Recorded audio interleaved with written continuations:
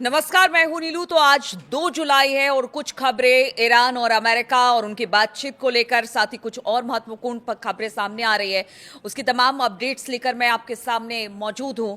तो बड़ी खबर आ रही है, ईरान के विदेश मंत्री सैयद अब्बास अराक्ची ने इजरायल के रक्षा मंत्री इजराइल काट्ज के बयान की कड़ी आलोचना की है और जबरदस्त गुस्सा हुए हैं। जी हां, अराक्ची ने चेतावनी देते हुए कहा कि ईरानी लोगों या फिर उनके नेतृत्व के खिलाफ किसी भी धमकी का तुरंत और जोरदार जवाब दिया जाएगा। ईरान के विदेश मंत्री सैयद अब्बास अराक्ची ने सोशल मीडिया प्लेटफॉर्म एक्स पर इजरायली मंत्री के इस विवादित बयान का जिक्र किया, जिसमें ईरान के सर्वोच्च नेता मुस्तफा खामनेई की मौत की बात उन्होंने कही थी।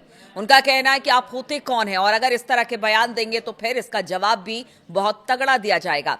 अराक्ची ने एक्स पोस्ट पर कहा कि इस्लामाबाद समझौता ज्ञापन यानी कि MOU की शर्तें बिल्कुल साफ है और हर कोई उन्हें सार्वजनिक रूप से देख सकता है। अमेरिकी राष्ट्रपति डोनाल्ड ट्रंप ने अमेरिका की ओर से यह वादा किया था कि वो तेल अवीव में अपने सहयोगियों को काबू में रखेंगे। अगर वो अपने प्रमुख की बात नहीं मानते हैं तो फिर ईरान उन्हें सबक सिखाएगा। अराक्ची ने चेतावनी भरे लहजे में कहा कि हमारे लोगों और हमारे नेतृत्व के खिलाफ किसी भी तरह की धमकी का तुरंत और पूरी ताकत के साथ जवाब दिया जाएगा अगर वो चुप नहीं होते हैं तो आराक्ची के साझा किए गए पोस्ट के अनुसार एक बयान में ईरान के सर्वोच्च नेता मुस्तफा खामनेई के बारे में पूछे जाने पर इजरायली मंत्री काट्ज ने कहा था कि उनकी मौत तय है। उन्होंने ईरानियों को अच्छा व्यापारी बताया जो बातचीत में रियायतें हासिल करने की कोशिश कर रहे हैं और कहा कि इजरायल ईरान को परमाणु हथियार नहीं बनाने देगा। उन्होंने कहा कि अगर वो किसी समझौते के जरिए ऐसा करते हैं तो वो और भी अच्छा होगा।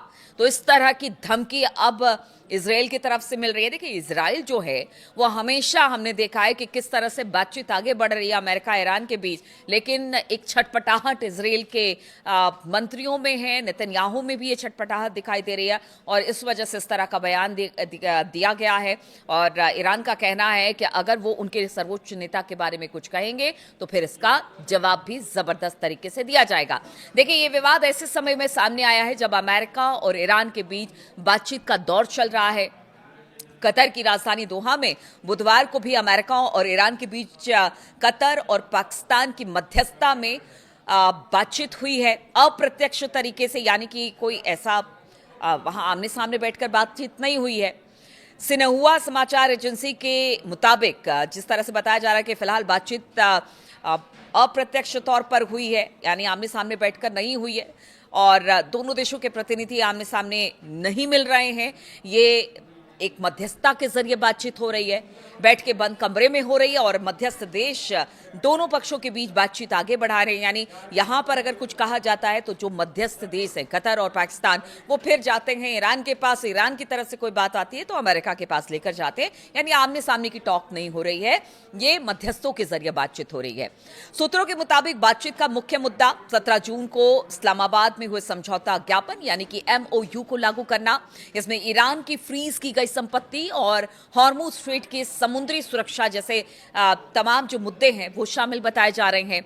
ईरान के बताया जा रहा है कि जो ईरान का कहना है कि अगर जो भी उनके साथ शर्तें रखी गई हैं उन शर्तों को जल्द से जल्द मान लिया जाए तो इसके बाद युद्ध एक तरह से खत्म माना जाए। लेकिन बताया जा रहा है कि अभी भी स्ट्रेट ऑफ हॉर्मुज और लेबनान को लेकर बातचीत नहीं बनी है, इस पर अभी भी संशय बरकरार है, यानी डेडलॉक इन दोनों मुद्दों पर खास तौर पर बना हुआ है। हालांकि बाद में कहा जा रहा है कि इन मुद्दों पर बातचीत होगी, लेकिन जहां तक फ्रीज हुई संपत्तियों की बात की जाए या पैसों की बात की जाए उसमें ईरान को बड़ी सफलता मिली है और खुद डोनाल्ड ट्रंप ने कहा है कि बातचीत अच्छी चल रही है, बढ़िया चल रही है। लेकिन जब भी आप मान के चलिए कि जब भी ट्रंप ये कहते हैं कि बातचीत अच्छी चल रही है, उसके बाद ही एक बड़ा हमला अमेरिका की तरफ से ईरान पर हो जाता है।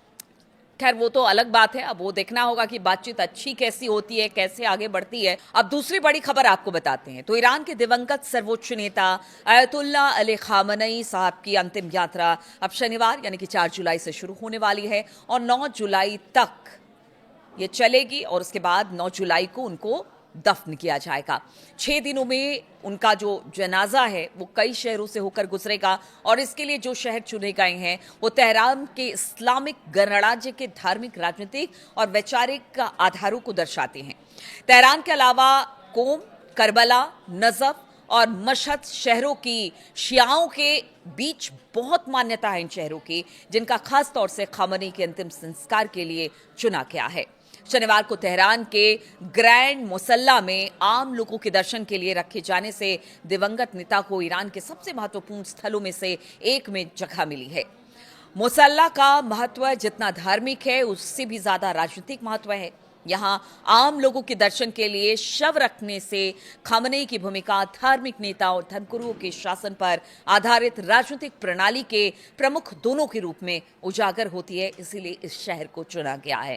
तेहरान की सड़कों पर गुजरने वाला अंतिम संस्कार जुलूस देश के राजनीतिक केंद्र से अंतिम विदाई का प्रतीक है। राजधानी में राष्ट्रपति कार्यालय, संसद, न्यायपालिका, सैन्य मुख्यालय और राज्य के अधिकांश प्रमुख संस्थान यहां पर मौजूद हैं। इसलिए ये जो जुलूस है शोक की सार्वजनिक अभिव्यक्ति और बदलाव के तौर पर देश के नेतृत्व की, जिस तरह से देश का नेतृत्व हो रहा है, निरंतरता का एक संकेत भर माना जा रहा है।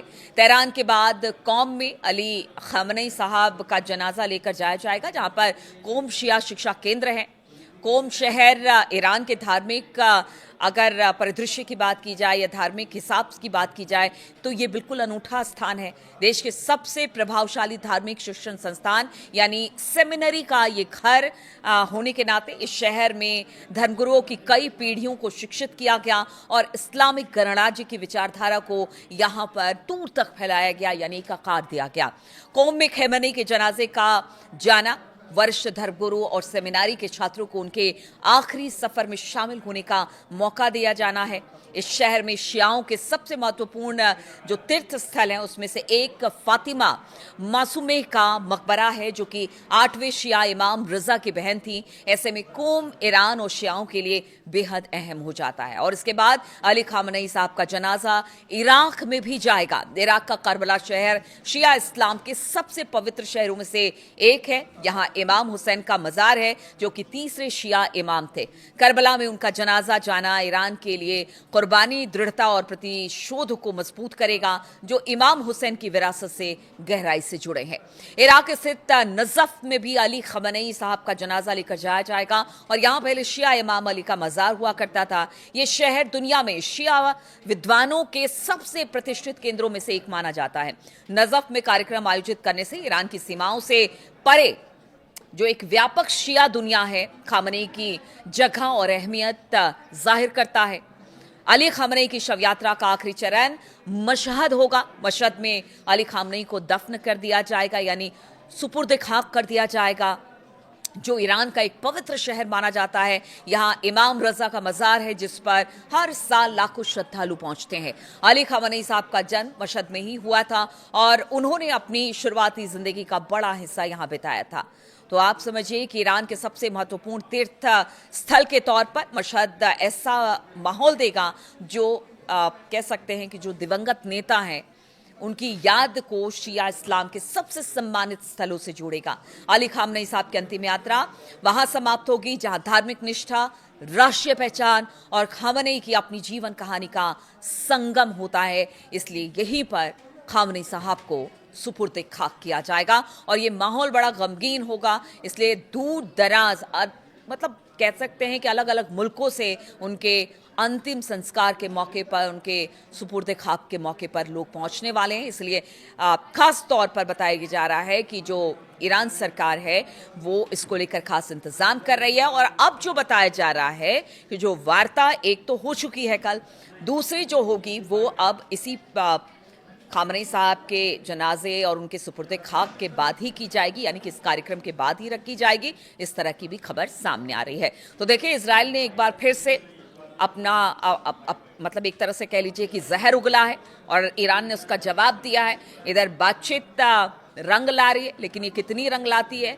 वो कहना मुश्किल है, क्योंकि बातचीत के बीच में ही अक्सर हमने देखा है कि युद्ध जैसे हालात बन जाते हैं। अब इस पूरे मामले और अलग अलग जगहों पर जो ये तमाम चीज़ें हो रही हैं उसको लेकर मैं अपडेट्स के साथ आपके साथ फिर से दोबारा जुड़ूंगी। फिलहाल बहुत बहुत शुक्रिया आप सभी का मेरे साथ इस वीडियो में शामिल होने के लिए। अपनी राय ज़रूर दें और क्या सोचते हैं, क्या आपके दिमाग में चल रहा है, खासतौर पर मिडिल ईस्ट में जो इस वक्त के हालात हैं, चाहे वो बातचीत को लेकर हो, युद्ध को लेकर हो, इजराइल ईरान या फिर अमेरिका को लेकर हो, ज़रूर अपनी राय और कमेंट दें। बहुत बहुत शुक्रिया मेरे साथ जुड़ने के लिए।